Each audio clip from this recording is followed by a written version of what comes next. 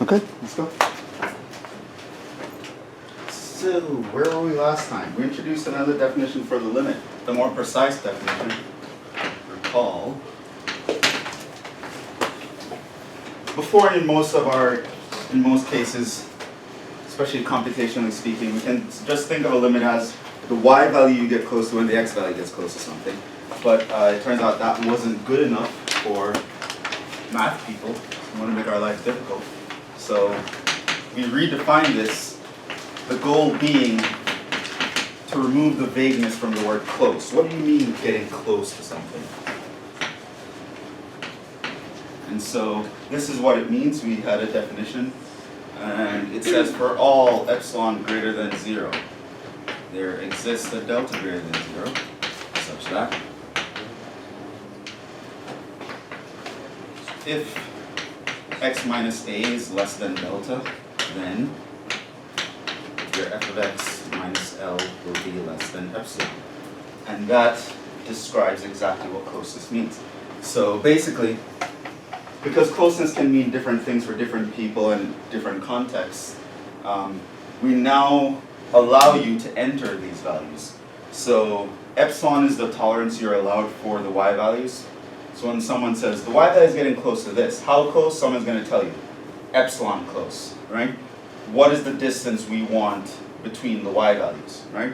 So someone can say, oh, I want to make sure it's 1 unit away, or half a unit away, or 0.01 units away. That is going to be given to you. You have no control over that, so epsilon greater than 0 is given. That describes how close the y values are to the proposed limit, right? So you want your y values to get this close. Now what you need to do is you need to show that there exists a delta that you can pick, that if you make the x values that close, the y values will be that close, right? So you need to find a delta that will depend on the epsilon that's given, right? So someone gives you a tolerance and you need to respond with the tolerance of the inputs.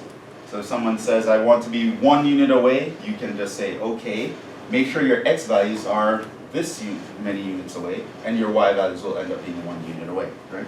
And this number can vary depending on the situation. Okay? So right now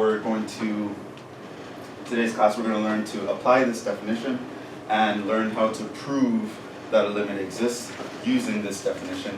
And because doing this method is messy in general, we're only going to be doing these with very simple examples that you could do quickly by hand, but I still want to know that you can actually apply this definition in some simple cases.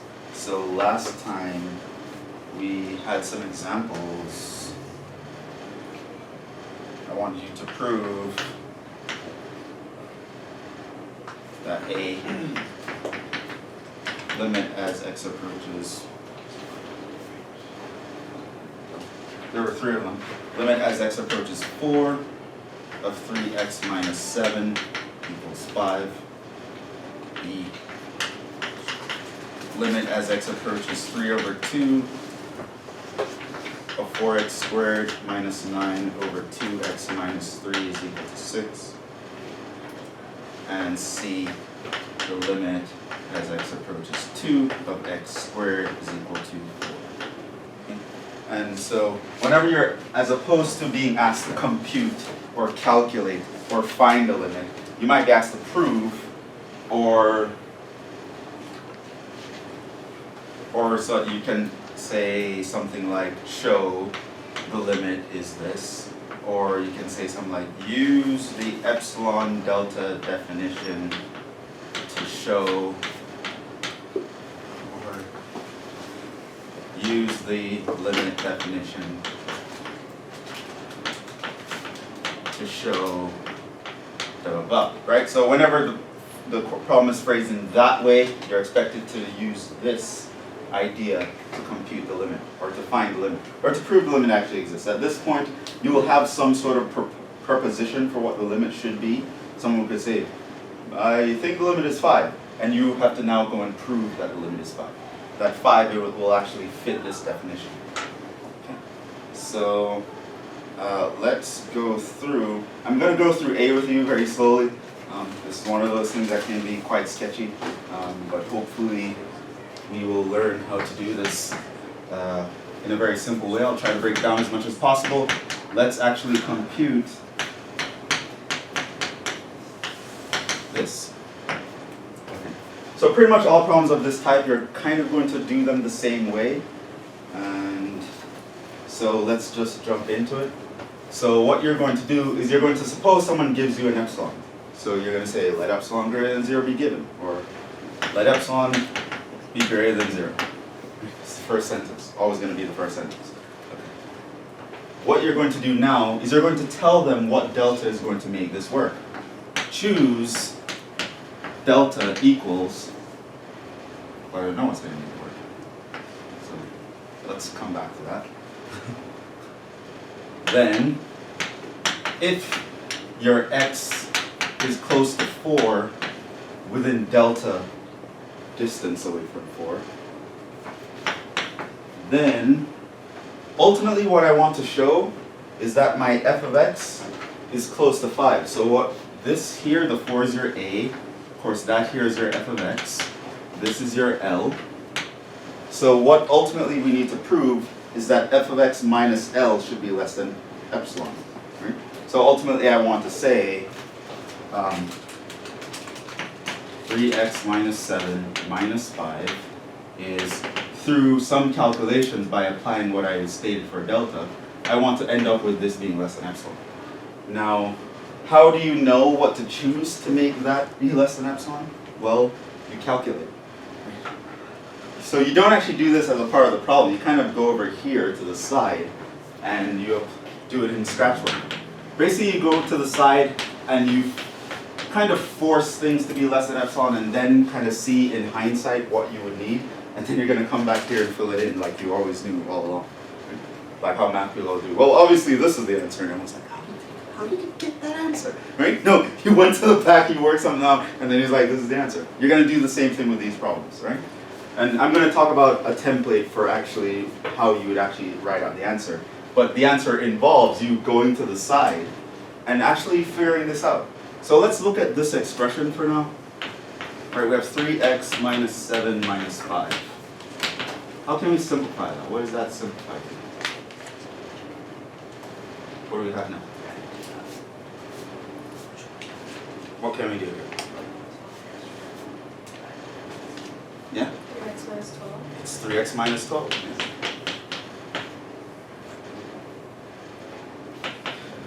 Can you see anything else you want to do? What else could we do? Yeah? You could factor out a 3. Now why is that a nice thing to do? Because that x minus 4. X minus 4. Okay, I need to bound x minus 4 by something in order to make this thing less than epsilon. Here's that expression x minus 4. Now we remember that absolute values distribute across products, hopefully. So I know this is this, absolute value of 3 is just 3. Okay. Now what we want is for this to be less than epsilon. So I'm going to kind of force that to happen. Now we want this to be true. Right? I want that to be true based on something that's true about this. I want this guy to be less than some number we call delta. So what I'm going to do now is just solve for what this had to be. So this actually would mean that your x minus 4 would be, by dividing both sides by 3, epsilon over 3. Okay. So someone's going to give you a tolerance, and what you're going to do, you're just going to divide it by 3. So if someone says, oh, I want the y values to be 3 units close. Okay, make sure your x values are 1 unit close. Okay, I want the y values to be 1 unit apart. Okay, make sure the x values are 0.33 units apart. Right? Whatever they tell you, you can respond with a number for the x values. So what you're going to do now is you're going to go back and you're going to plug that in here. Delta equals epsilon over 3. Okay? So let epsilon greater than 0 be given. So someone gives you a tolerance, you respond, okay. Make this the tolerance for the inputs. And now what's going to happen?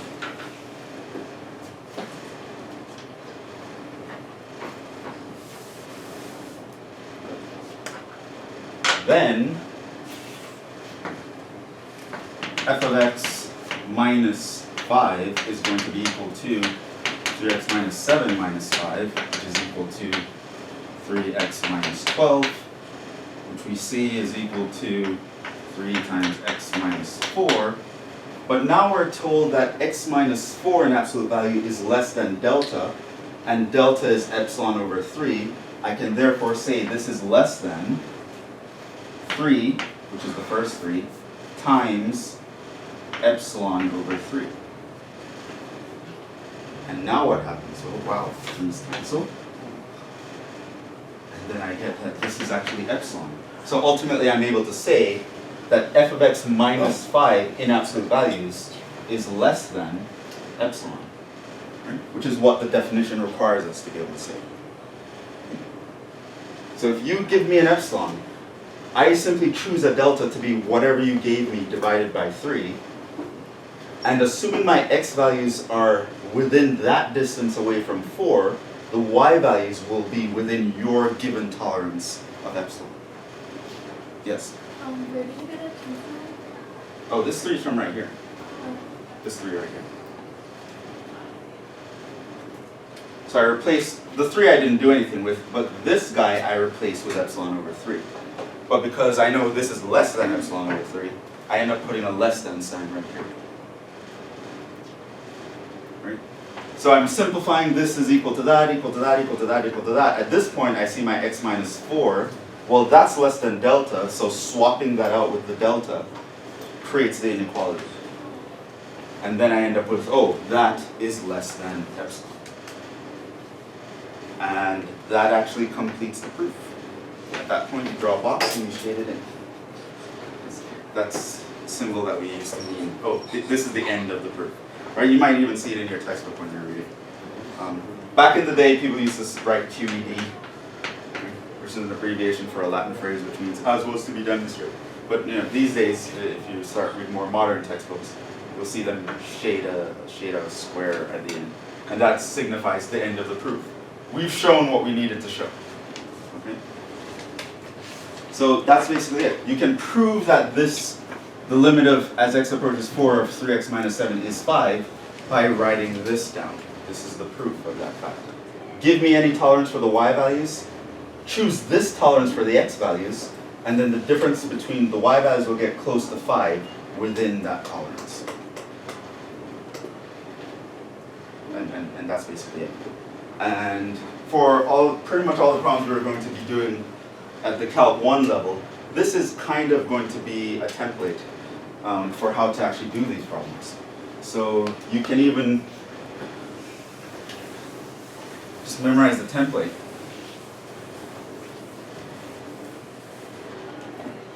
So you can see, you can talk about a template for doing these problems.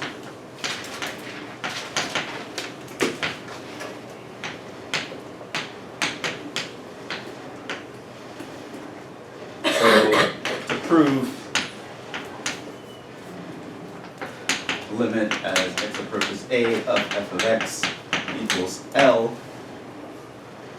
What you do is, okay, here's the proof. Let epsilon be greater than 0.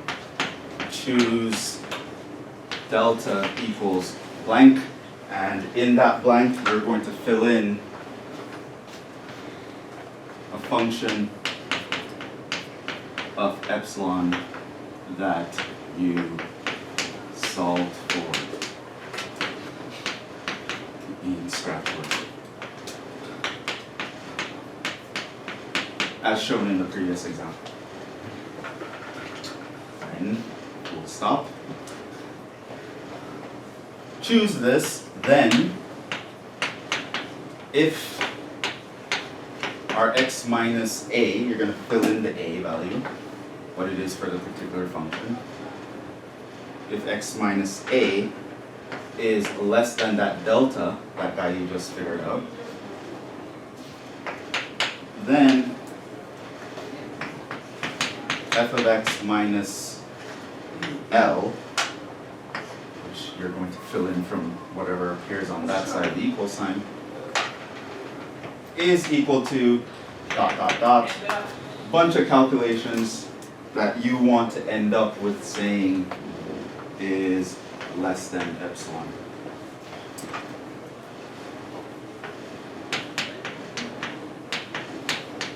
calculations applying x minus a to show that you got something less than epsilon. You see, that's going to be it. That's the template, right? All these problems are going to be done in this way. Of course, the work is going to come by you figuring this guy out and then actually just showing that computation. That's going to be you. But pretty much everything else around that, you're writing this down.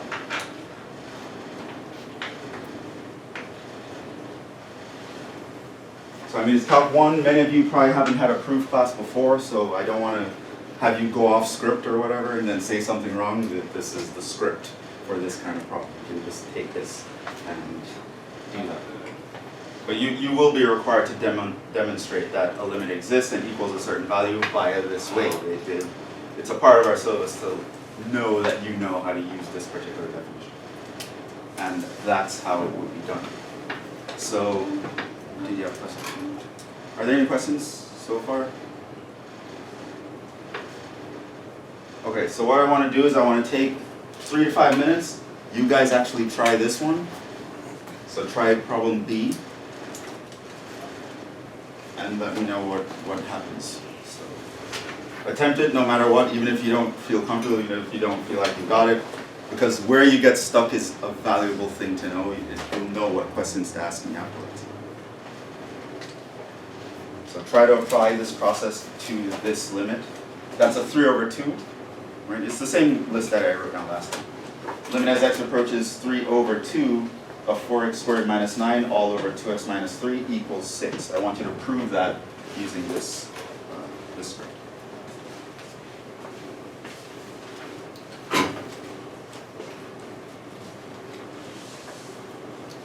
I'll give you guys 3-4-ish minutes.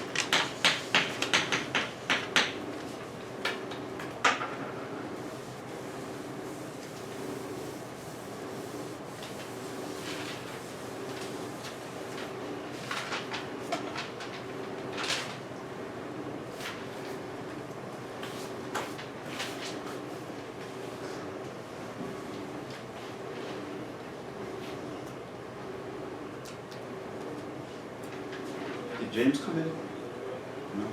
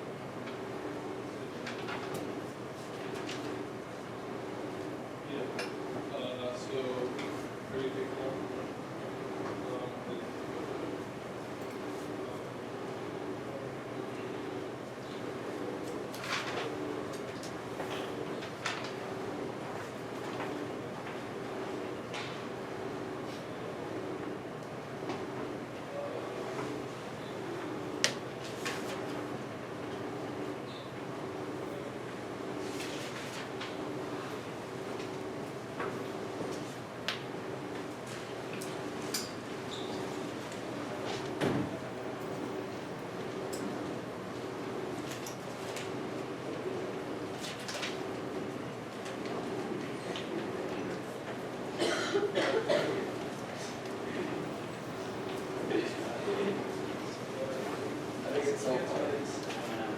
That video, have you seen the video?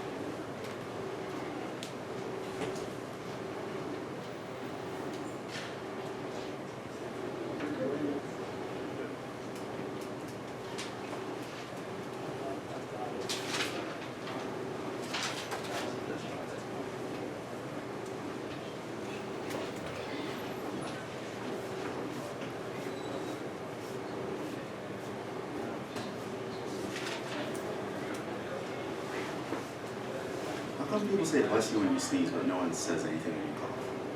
Or anything else? I mean, you're choking, no one's gonna say bless you. You sneeze, bless you. You're like, no one cares. Like, go, get back to your phone.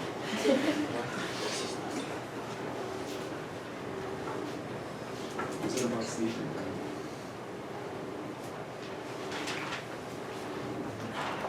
Okay, maybe like 20 seconds to wrap up here, and then we kind of go and figure this out.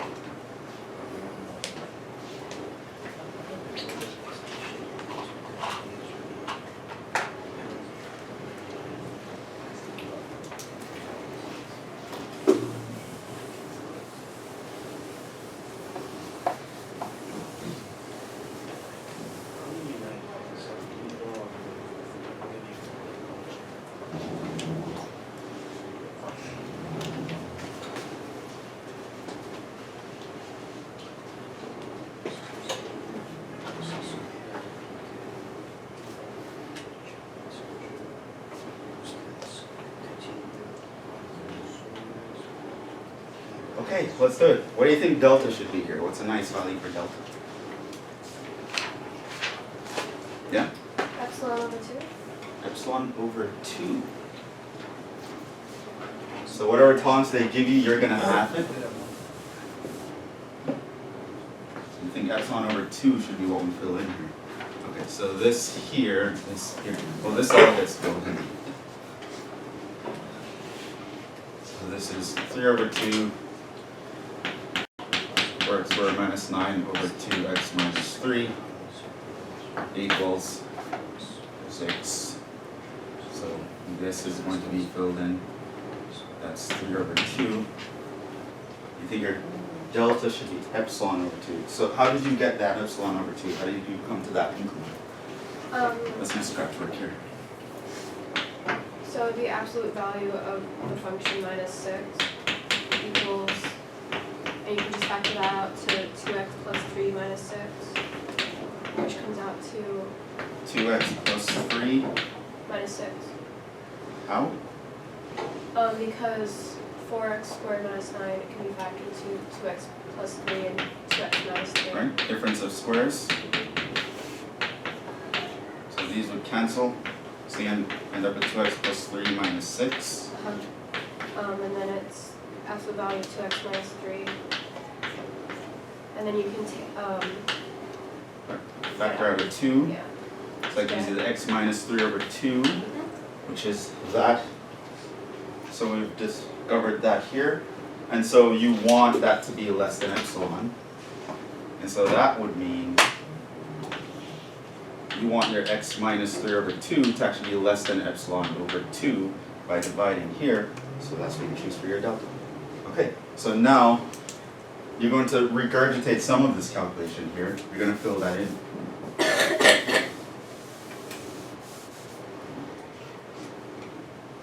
So f of x minus 6, which is the proposed limit, is going to be equal to 4x squared minus 9 over 2x minus 3 minus 6 equals to 2x plus 3 minus 6 equals to 2x minus 3, which is 2 times x minus 3 over 2. And that is going to be less than, and that is going to be less than 2, which is this 2, times epsilon over 2, which is what we're assuming our delta is, which is less than this. Those cancel, and so you end up with epsilon. And that's it. That's it. Yeah. So why are you multiplying epsilon over 2 by 2 at the end? Because it's this 2 right here. Right, the original 2 here? So we're trying to transform that into the form above, essentially? Right. Okay. We definitely want to end up with an epsilon at the end. Right? Not 2 epsilon or 7 epsilon, that's not the definition. We want to end up with epsilon. So we have to get rid of this 2 somehow. And this is epsilon over 2, so we're replacing this with that. 2's would cancel and leave it with the epsilon.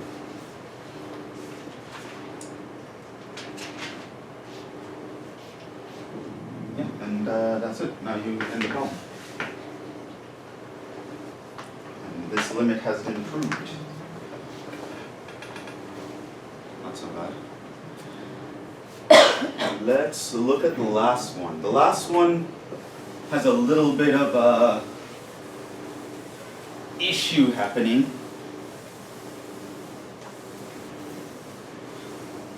Now on the one hand, it might look like it was the easiest one to do here, but it turns out it's the trickiest one. It's kind of what I'm saying. It's not very difficult to get something that's kind of annoying to deal with via this definition, but sometimes you have to have the definition. Sometimes our functions don't behave properly. You have to kind of force them into submission and guess and check, guess and check.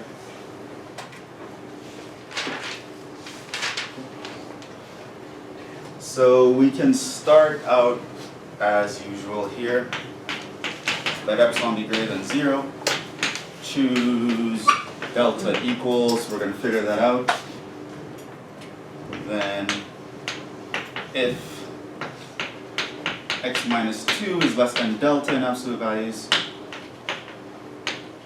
we have that our x squared minus 4. So we want to make sure that ultimately that is going to be less than epsilon. So we would go to the side and try to work that out here.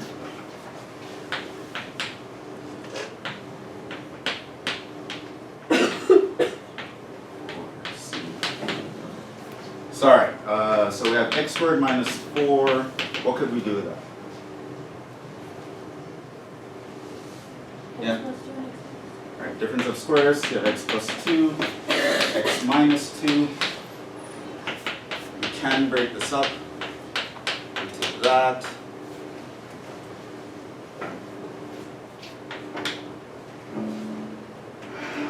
I see there's an x minus 2 here, that's the guy I care about, so you're probably going to want to start to set this equal to epsilon. And you would end up with this happening.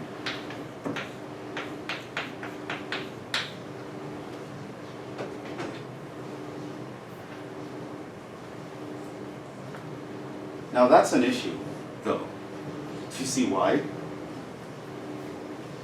Because the absolute value. No, nothing particular wrong with an absolute value. Because of the x. The x makes the issue here. Remember, we want our delta to be a function of epsilon. So the fact there's an x here is a problem for us. Because now we're thrown into chaos because our definition of exactly what it means to be close is now not into play. Because now someone gives us a tolerance and we respond to them with something that depends on a variable. How close do you want me to be? What should x be? Some with a convenient value. What do you mean a convenient value? Okay, so right there, the x is an issue, right? You can't respond with a constant. You can't tell them a number, a specific tolerance that they need to meet. Having that x there, x is a variable, x can change value, so that's not good enough as a delta. Okay? So now we have to figure out a way to sort of rewrite this so that x is not a factor anymore. And for that, so here we need to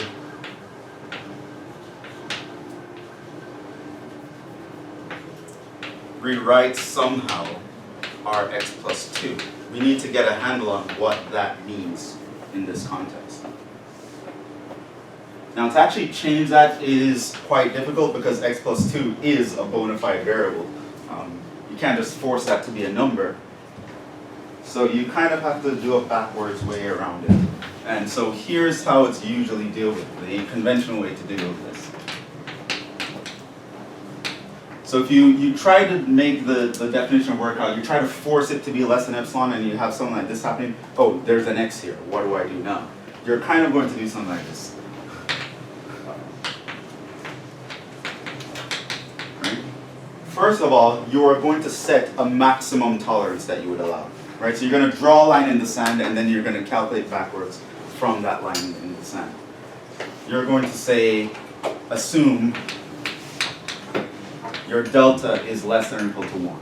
So right now, you're making 1 the maximum leeway from the x values, right?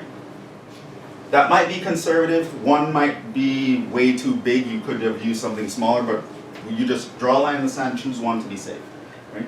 Your x values are going to be within 1 unit away or less, and we have to figure out what the or less is in some specific terms.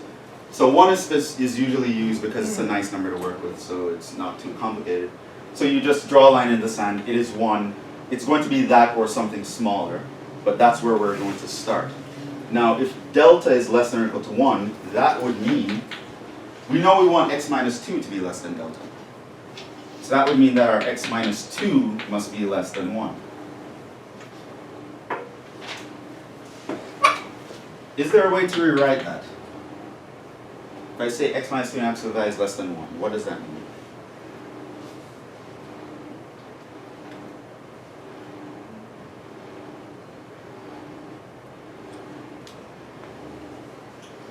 Yeah? -1 is greater than x minus 2, which is less than 1. Alright, that's what that means in absolute values. Now, let's isolate our x. If we can figure out a range for x, I can definitely figure out a range for x plus 2. So what we can do is we can add 2 to all sides. That'd be x plus 3, 1. So under this assumption, if this is the total allowable window for your delta, this will be the total allowable window for your x's as a consequence of that. So what will be the total allowable window for the x plus 2? Well, you add 2 to all sides. So now you have a boundary for your x plus 2. Now this of course implies if your x can go all the way up to a magnitude of 5, that means in absolute value, it can go all the way up to a magnitude of 5. That's the largest it could be. Worst possible scenario. So assuming I draw a line in the sand and say we will not get any bigger, worst case scenario is that your x plus 2 will be 5. Right? Which means if I replace the x plus 2 with 5, I now end up with a bigger fraction. So now that allows us to do the following. So this allows us to go back here. This allows us to go back and say that x plus 2 is less than epsilon over 5. Replace that with 5. So now here you'll notice that we kind of have a choice of deltas, because this should be less than delta, but we know delta is 1, but delta can also be this. So it turns out that you'll have a couple scenarios here. If your epsilon is given to you is something that makes your delta larger than 1, you reject it and just take 1. If the epsilon that's given to you is something that makes this less than that, you take this. And so how you actually would say that is you would choose delta to be the minimum of these two values. It will be the minimum of 1 and epsilon over 5. Whoever is the smallest one, the tightest window, pick that one. Right? And now you've eliminated the vagueness of it. Right? Someone gives you an epsilon, you can specifically tell them, choose this value or this value, whichever one happens to be smallest, based on the given epsilon. So if someone gives me an epsilon greater than 5, 1 is what you should pick for delta. If someone gives me an epsilon less than 5, epsilon divided by 5 is what you should pick for delta. Now once you assume that, this guy breaks down into that x plus 2, x minus 2, this is x plus 2, x minus 2. Now this we know is less than 5, so if I replace that with 5, I get a less than sign. And at the same time, I know this is less than epsilon over 5. And so I get my epsilon.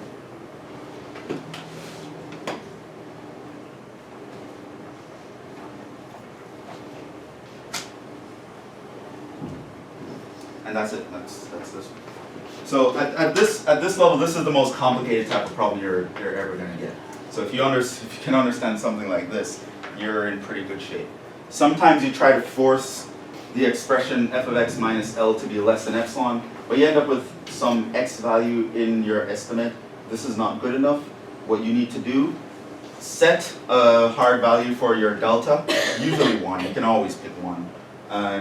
And once you do that, you kind of backtrack to figure out what your x has to be, and once you figure out what x has to be, you can build up to whatever expression you want to replace. And then by replacing that expression, you can end up having the definition work. Any questions on that one?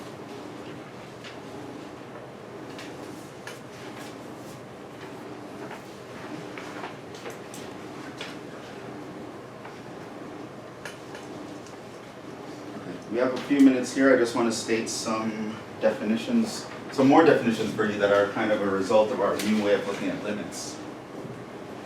So let's start over here.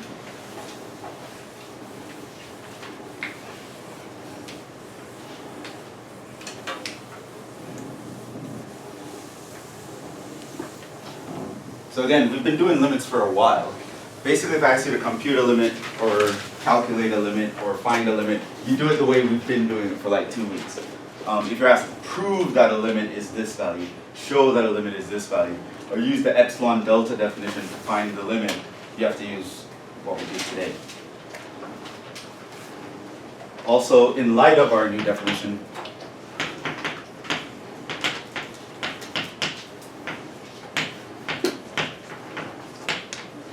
of the limit as x approaches a of f of x. There are other familiar concepts that we can restate in terms of this definition. For example, talking about continuity. Continuity is something that depends on a limit. So if you want to use this definition for a limit, your definition for continuity will change slightly. So basically we can say, f of x is continuous at x equals a if for all epsilon greater than 0, there exists a delta greater than 0 such that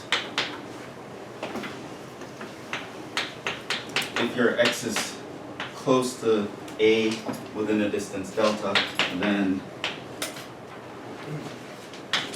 the absolute value f of x minus f of a is less than epsilon. Right? So pretty much go to the definition for limit, replace L with f of a, because we know to be continuous means the limit as x approaches a of f of x, the result should be f of a. So that's your new L. Just plug that in for the definition. Yeah. What does that mean? S. Such that.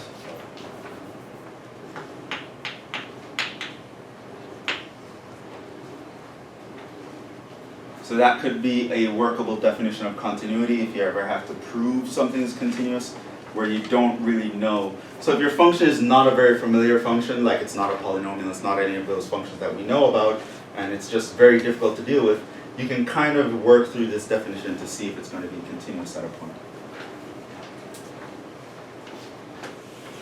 We can also rewrite in a similar way to this, not exactly the same because we're not having numbers here, but we can rethink what we know about infinite limits. So for example, now we can say the limit as x approaches a of f of x equals infinity. What does it mean to say a limit is infinite? And then I'm going to tell you what it means for it to be negative infinite. Okay. Basically what that means is for all big M greater than 0, use big M to represent a very large positive number. There exists a delta greater than 0 such that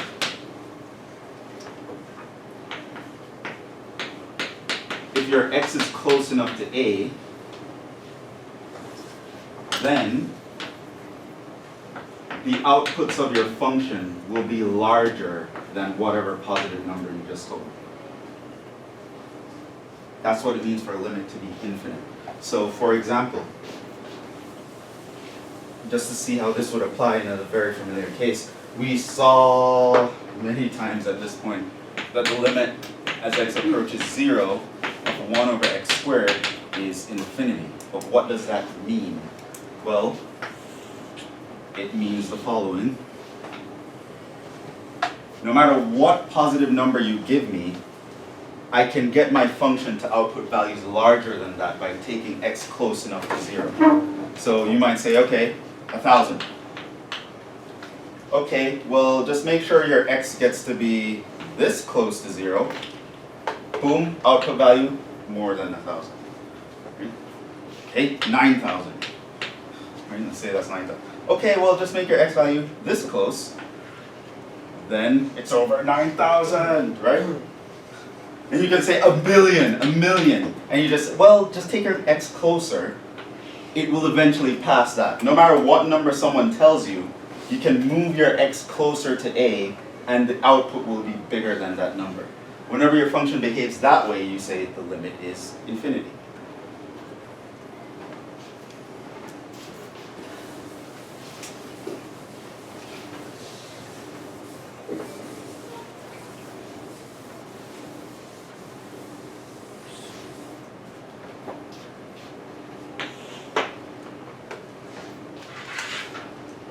Similarly,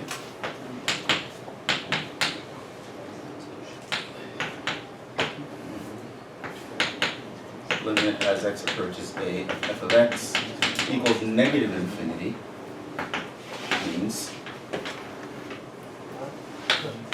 for any number you can pick that's less than 0, any negative number you give me, there exists a delta such that if I make my x's close to a within delta, then my function will output values that are smaller than whatever n you tell me. No matter how low you tell me to go, I can go lower by moving the x closer to a. So using the limit, the epsilon-delta definition of a limit, you will be required to show when a finite limit exists, like the first 3 examples we did in class. I don't think I'll ever ask you to use the definition to show infinity, but it's something you should know. Like if I ask you on a quiz to just regurgitate this definition, you should know how to do it. You don't necessarily need to know how to actually work through a problem. You need to know how to work through problems like the first 3 definitions.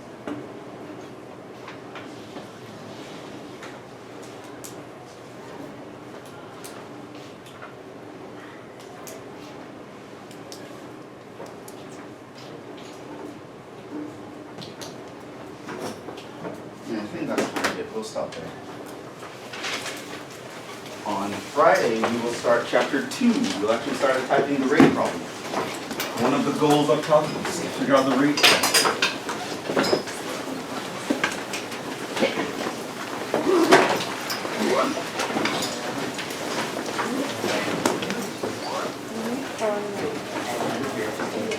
Some negative number.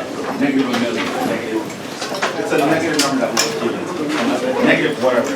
Oh, I see. It's like most known, it's not like n where it's like very large numbers, it's negative numbers. Yeah, but it can be a very You're large not negative. technically everywhere to remove, right? Yeah. You go to your second